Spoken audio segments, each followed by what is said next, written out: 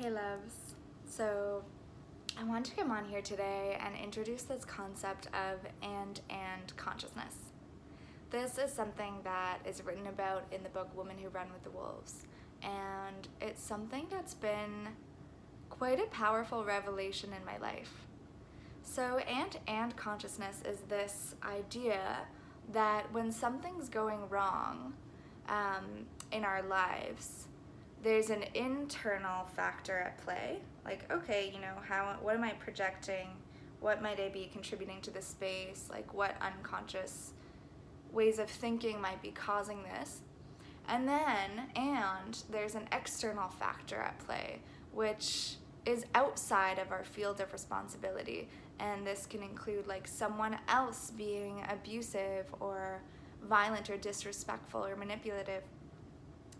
And both can be causal factors existing at once. And so it sounds really simple, this idea that there's internal factors at play, stuff we could personally change, and there's external factors, stuff someone else needs to or could change. It sounds really simple, but it's so opposite to what we've been taught and to what's seen as acceptable. Our culture is so dichotomous. Our culture is so binary and asks us almost always to choose between two things.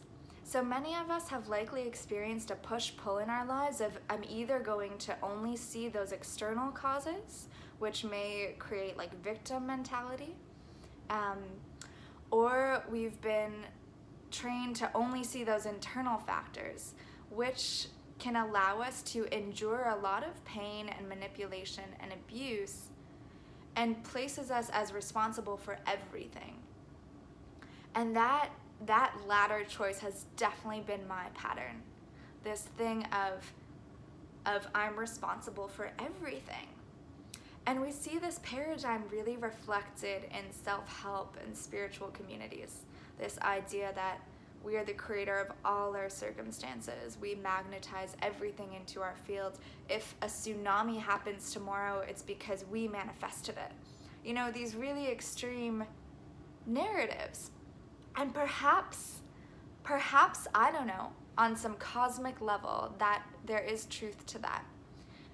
And at the same time, on an earth, we are humans fully embodied, living within Mother Nature's rules. And in that experience, on that plane, we are absolutely not responsible for everything that happens. And I think there's something really beautiful about that. It might sound scary because we can find a lot of comfort in control, but there's something really beautiful about this gift of surrendering to what we don't have control over. This humility of acknowledging that there's some force greater than ourselves.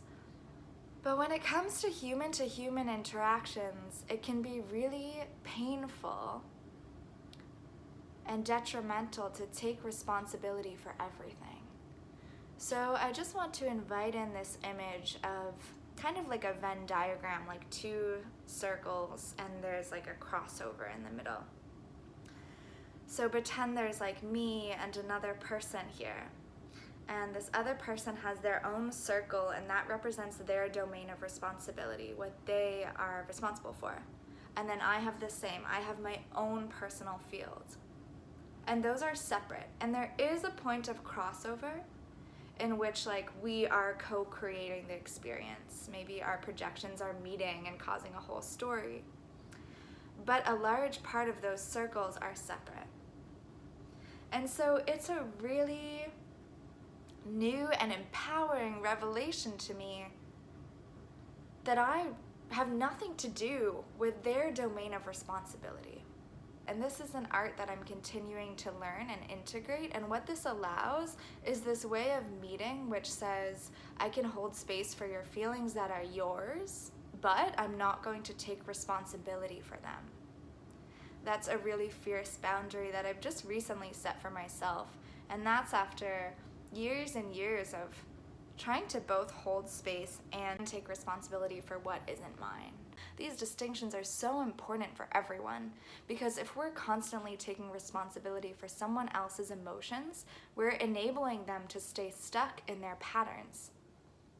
And we're hurting ourselves because we're creating a situation where there's nothing we can do but fail because we're pretending we have control over something that we don't. And how exhausting and hurtful is that towards ourselves?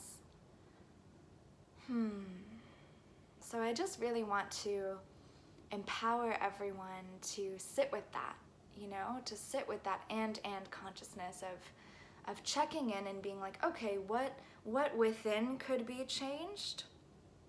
And what without needs to be changed. Yeah, so thank you so much for tuning in and for loving yourself enough to just sit with these ideas and to know your worth in terms of being treated so beautifully and treating others in such a loving way.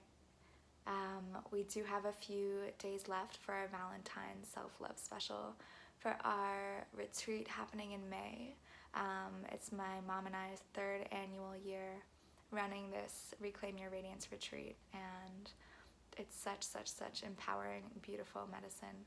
So if you're hearing the call, click the link in my bio, and the discount will be applicable until the 14th only, so check it out. Take the leap if you're hearing the call. Sending so much love